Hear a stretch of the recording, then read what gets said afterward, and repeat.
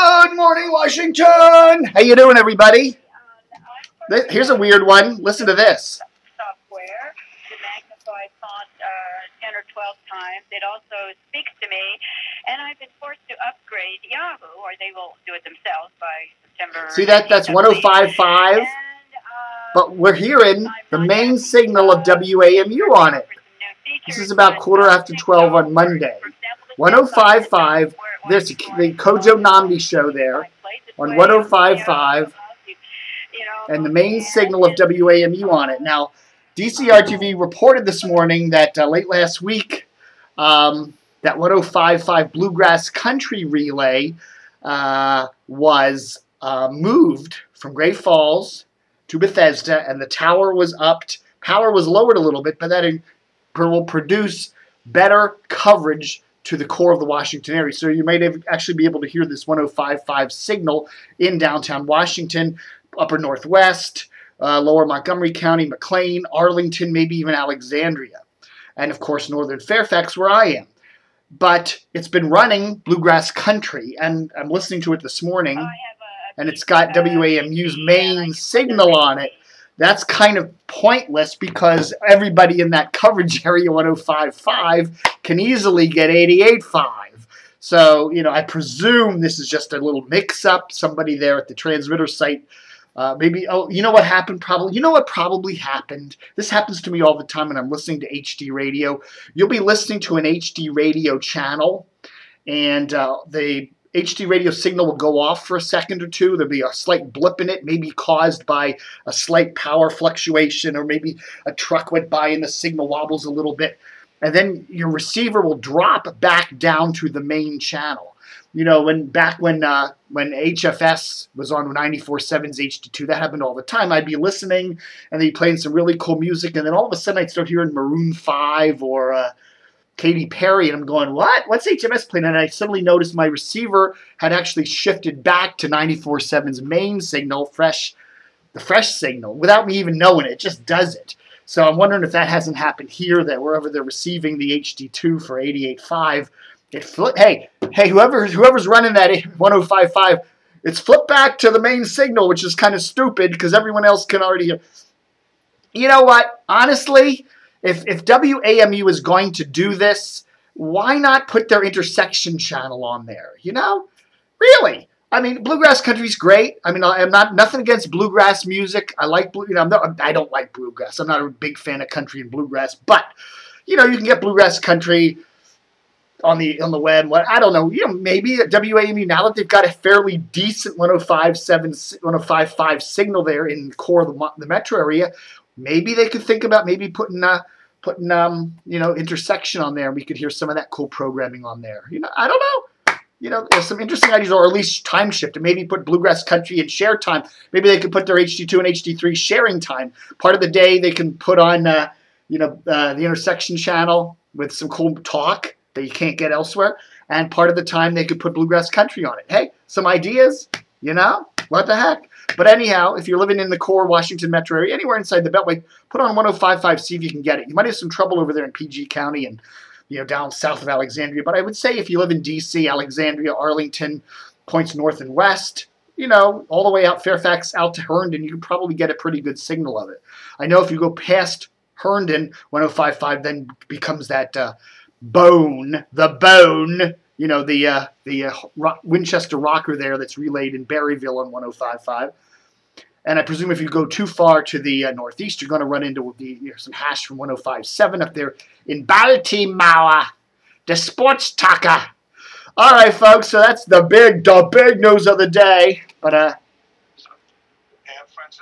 yeah, still got Kojo on there. Kojo on 105.5 and 88.5. Oi, Kavoikia. You know, hear how quiet it is? This is a weekday at my condo, and it's quiet. For the last couple weeks, we have had the roofers, we have had the painters, we have had the siding people, banging, and now it's a nice, wonderful, rainy day, and they're not here. It's quiet. It's supposed to rain all week, so it looks like it's going to be a nice, quiet week here at the DCRDV World Headquarters. Oh, which is nice. I'm glad. Great to the condo association for doing all these improvements. The buildings are looking nice.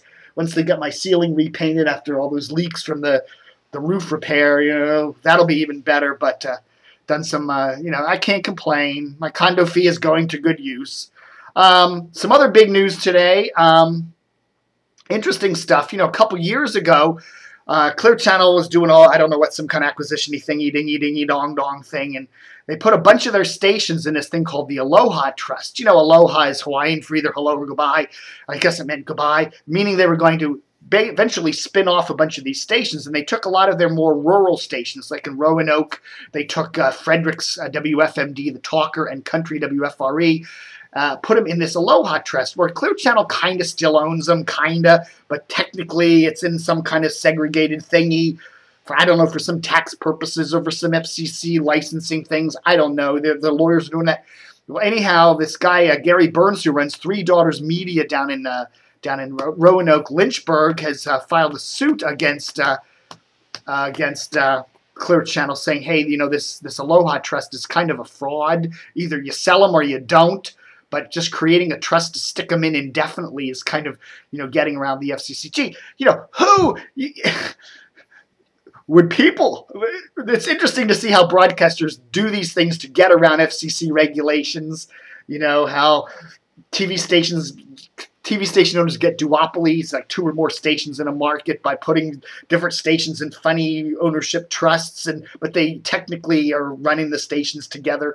There are some small markets in this country where one company owns 3 of the top TV stations in the small market, or at least the top signals.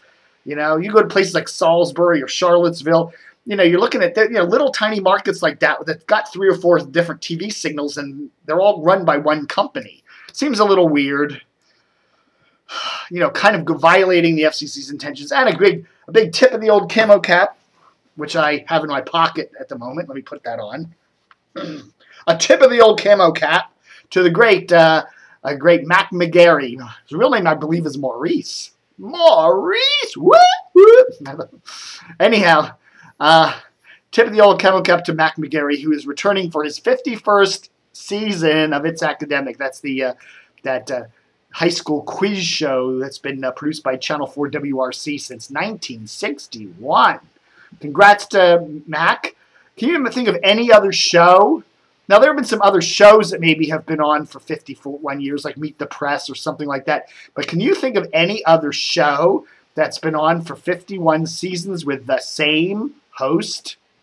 Wow. Mac McGarry, turned a very young 85 back in June. So congrats to Mac. Wow. Wow, baby. All right, folks. That's the big news for today. Got to keep it kind of short today. Conserve the bandwidth. Labor Day. Good. I had a nice Labor Day. Hung out with some friends yesterday. And back to I like fall. Fall's one of my favorite times of the year. September into October, November. Even the first snow in December. I like all that. Football season, all that cool stuff. It's a good time of the year. The Washington-Baltimore market would be great. If they could get rid of January, February, even though my birthday's in February, and get rid of July and August. Those 2 months, 4 months of the year are kind of hideous. The other 8 months of the year are pretty good. So there. All right, folks, thanks for watching Dave TV for today. Hope you had a happy Labor Day, and don't forget to stay tuned. Cut.